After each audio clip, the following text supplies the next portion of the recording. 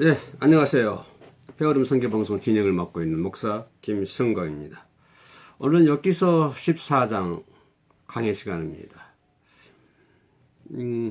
엽기서 14장에서는 그동안에 그 엽의 세 친구들 있지 않습니까? 세 친구들 간의 그첫 번째 변론이 끝나게 되죠.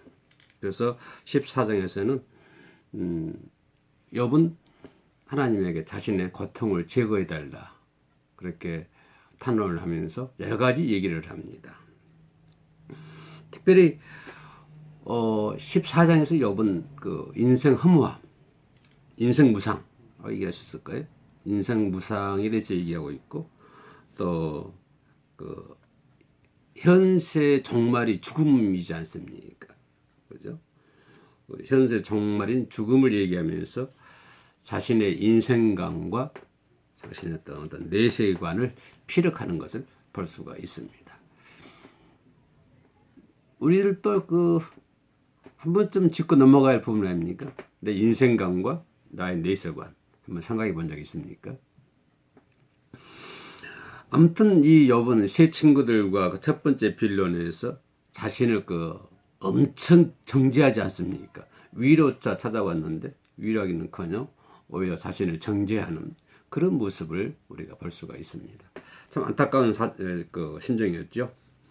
그런 그 세 친구들의 정죄하는 모습을 바라보면서 욥은 그것과 이제 이렇게 맞서면서죠. 모든 문제를 누구께 맡깁니까? 다 모든 문제를 하나님께 맡기고 차라리 죽음을 갈망하는 이런 그 욥의 모습을 14장에서 찾아볼 수가 있습니다. 먼저 1절에서 6절까지 이 내용을 보면요. 욥은 그 인생 무상 어떻습니까? 인생은 무상하다고 생각하십니까? 이 방송을 시청하신 분들은 인생을 어떻게 생각하십니까? 인생 무상? 인생은 무상하다 라고 생각하십니까? 안 그러면 인생은 살아볼 만하다라고 생각하십니까? 인생의 가치를 어디에 두고 계십니까? 거기에 따라서 바라보는 시각이 좀 달라 보기도 한 것 같습니다. 아무튼 이 욥이라고 하는 이 친구는 그 인생 무상을 깨달으면서 얘기하는데, 그러면 욥이 인생 무상이다라고 하는 의미는 뭘까요? 왜 욥이 인생 무상이라는 얘기를 꺼냈을까요? 인생 허무함 이런 것을 꺼내 들었는데요.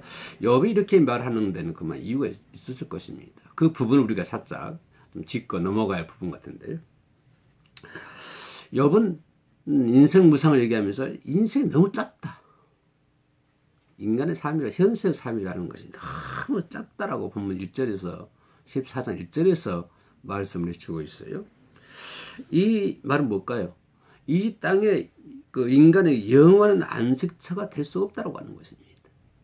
그래서 인생이 너무 짧다라고 하는 것은 그 표현 속에 뭐가 있냐면 이 땅이라고 하는 것은 이 현세라고 하는 것은 우리가 이 세상 살아있는 동안 이 현세라고 하는 것은 우리 인간의 영원한 안식처가 될 수가 없다라고 하는 것을 표현해 주고 있죠. 그렇습니다. 이 땅은 우리 인간의 영원한 안식처가 될 수가 없는 것이죠. 오직 이것을 욥이 얘기해 주고 있는 것입니다. 뿐만 아니라 1절에서 더 한 걸음 나가서 뭐라고 했냐면 인간의 삶에는 괴로움이 가득하다. 그러지 않습니까? 인간 삶이라고 하는 거, 살아간다고 하는 것은 괴로움이 많지 않습니까? 하루 이렇게 잠자는 시간을 빼고는 어떻습니까? 괴로워하는 시간이 많습니까? 행복한 시간이 많이 있습니까? 그래서 욥이 처지, 특별히 욥이 그 당하는 환난 속에서 모든 재산과 모든 자녀들과 모든 것을 잃어버린 이런 상태에서 욥이 생각하는 것은 인생이 살아가는 것이 너무 괴롭다. 우리가 어찌 감히 그 욥의 그 마음을 헤아릴 수 있겠습니까만은 그래도 생각해 볼 수 있는 것은 너무 인생이라는 것이 괴롭다라고 하는 것을 욥이 얘기하고 주고 있죠. 그래서 욥이라는 것은 욥이 인생 무상을 얘기하는 것은 인생이 너무 짧다. 그리고 인생이라는 것은 괴로움이 너무 가득하다. 그래서 인간을 삶의 인간의 삶을 꽃과 그림자를 표현하고 있습니다. 꽃과 그림자. 그래서 인간들이 최고의 가치를 두고 있고 또 가치를 부여한 부귀영화, 권력, 아름다움, 심지어 젊음 이런 것까지도 모두가 영원히 계속될 수 없다. 어떤 것도 아무리 젊음 아름다움도 부귀영화도 영원히 계속될 수는 없다라고 하는 것을 욥이 얘기해 주고 있죠. 그래서 또 이 욥은 3절과 4절에서 참 인간이 참 더러운 존재다. 감히 하나님께서 인간의 존재를 뭐 살피시거나 신본하실 필요가 없을 정도로 인간은 더러운 존재다라고 표현해 주고 있습니다. 좀 티끌만치도 못한 존재라고 얘기를 하죠. 성경에서는. 인간은 그와 같은 존재다라고 하는 것을 얘기해 주고 있습니다. 욥이 이와 같은 발상은 뭐 허무주의를 얘기한 것이 아니고요. 오히려 더 한금 들어가서 허무주의가 아니라 하나님의 중심주의라고 얘기하는 것이 볼 수가 있죠. 그러니까 인간의 이런 모든 것들은 너무 허무하고 너무 비참하고 너무 괴롭고 그렇죠? 너무 그럴 수밖에 없기 때문에 인간은 하나님께 매달릴 수밖에 없는 것이다. 허무주의를 얘기한 것이 아니라 하나님 중심 제일주의 이것을 바라보는 것이죠. 인간은 그렇기 때문에 그렇죠? 인간의 존재라고 하는 것은 그렇기 때문에 하나님만을 바라볼 수가 없다. 하나님만 바라볼 수밖에 없다. 라고 하는 것을 얘기해 주고 있습니다. 그래서 왜냐하면 인간의 자신의 생사화복, 모든 계획, 삶의 모든 것들이 주관하시는 하나님이심을 철저하게 믿고 있다. 인간의 모든 것을 주관하신 분이 하나님이시다. 라고 하는 것을 철저하게 믿고 있는 하나님 중심 제일주의 라고 하는 것을 우리가 생각해 볼 수가 있습니다. 그래서 욥이 말하고 있는 인생관, 우리 모두에게 자신은 보잘것없는 처지, 그죠? 나는 보잘것없는 처지다. 절대적인 위치를 바로 깨닫게 하는 것입니다. 욥의 인생 허무관을 이렇게 바라보면은 인간은 너무 보잘것없는 존재, 너무 보잘것없는 존재야. 그래서 자신의 자리를 바로 직시하는 이런 신앙의 간증을 우리가 볼 수가 있습니다. 7절과 9절에서 또 욥은 말하기를 인생은 나무와 같다. 아니 나무의 운명보다 더 못하다. 표현했어요. 인생이 나무의 운명보다 더 못한 존재가 인생이다.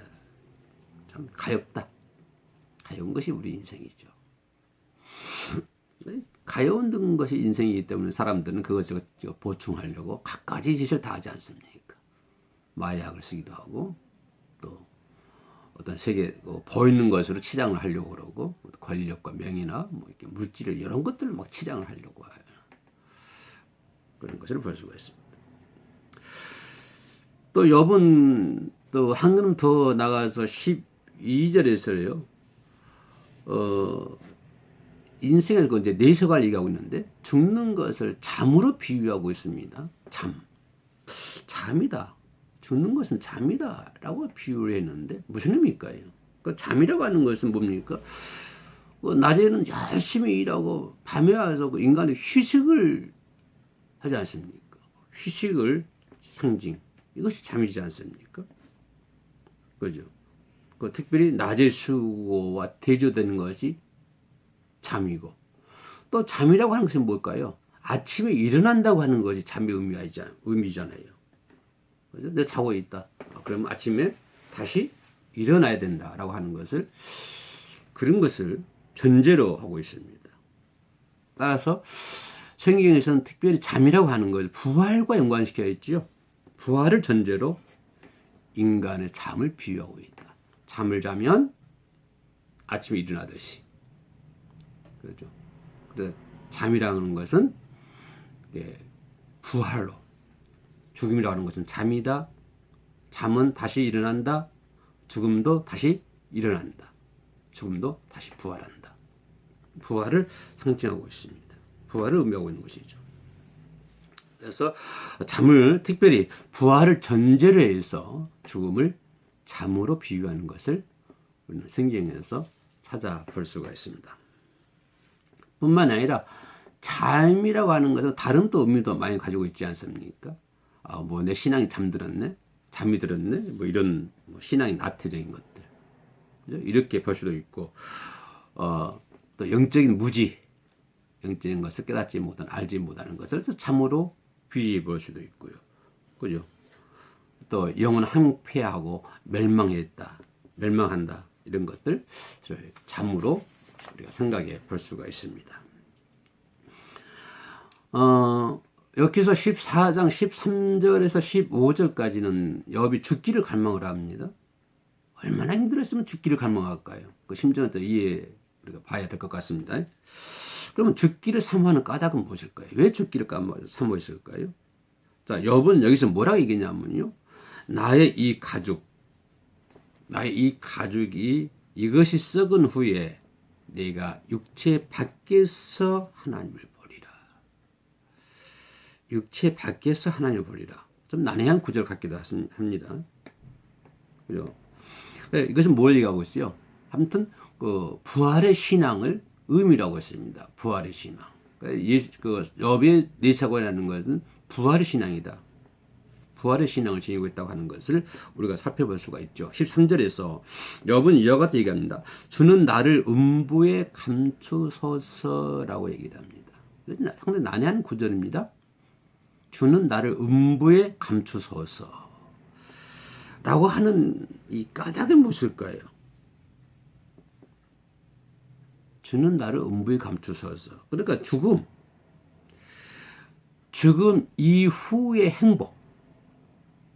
근데 사람들 죽음이 끝이다라고 얘기하지만 아니요. 죽음 이후에 진짜 행복이 있습니다. 아멘. 예. 사람들 죽음은 끝이다. No. 죽음은 행복의 시작이다. 욥이 이걸 얘기하는 거예요. 죽음 이후의 행복. 그죠? 죽음 이후의 행복이 지금 살아있는 이 시대 현세의 고난보다는 훨씬 낫다 이 말이에요.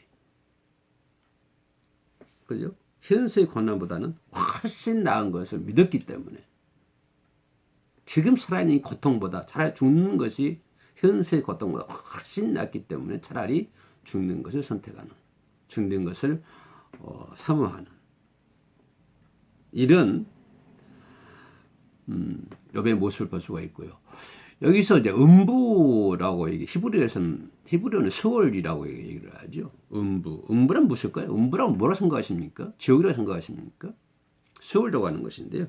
아무튼 음부라고 하는 것은 간단하게 말씀드리면 선악과의 관계, 심판과 관계없이 선과 악인의 심판과 관계없이 영원히 대기하는 장소. 악인이나 선인이나 모두가 관계없이 하나님의 심판과는 관계없이 영원히 대기하는 장소. 거기가 수월, 음부라고 하는 것입니다. 그래서 13절에서 욥은 뭐라고 그래요? 주는 나를 음부에 감추소서라고 얘기합니다. 욥의 이런 간구는 뭘 의미하냐면, 욥의 이런 얘기는 뭐냐면 자기가 영원히 음부에 있는 것이 아니라 계속적으로 언제까지 영원토록 음부에 있는 것이 아니라, 그죠? 일정 기간 동안에 어느 일정 기간 동안에 그 음부에 있다가 그 수월 음부에 있다가 다시 주님의 부름을 듣고 소생할 것이다. 이것을 확신했기 때문에 욥은 음부에 나를 감추소서라고 얘기를 합니다. 다시 말씀드리면 욥은 음부에 나를 감추소서라고 하는 이런 표현은 현세 고난이 너무 고통스럽고 괴롭기 때문에 차라리 죽음을 사모하는데 죽는 것이 오히려 더 행복하다. 그죠? 왜냐하면 내가 죽으면 음부에 들어가는데, 수월에 있는데 내가 계속 언제까지냐 음부에 있는 것이 아니라 일정 기간 동안 잠시 음부에 있다가 하나님께서 나를 다시 거기서 부름을 듣고 소생할 것이다 라고 하는 이러한 확신이 있기 때문에, 이런 소망이 있었기 때문에, 이런 확신적인 것이 있었기 때문에 욥은 음부에 나를 감추소서라고 얘기할 수가 있었던 것입니다. 그래서 욥은 이 두 가지 간구를 하나님께 드렸는데, 첫 번째 뭐예요? 주의 진노가 실 때까지 나를 숨기소서.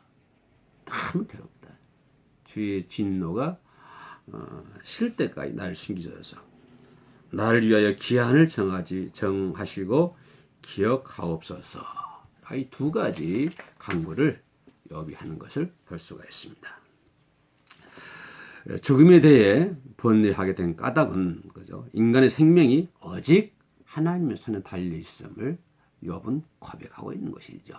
그래서 인간이 살아 있을 때나 죽은 후에나 모든 것들이 하나님 절대적인 주권 아래 있음을 욥은 얘기해 주고 있습니다. 오늘 끝까지 효름 선교방송을 들으시는 가족 여러분 진심으로 고맙습니다. 명절 잘 보내시기 바랍니다. 감사합니다.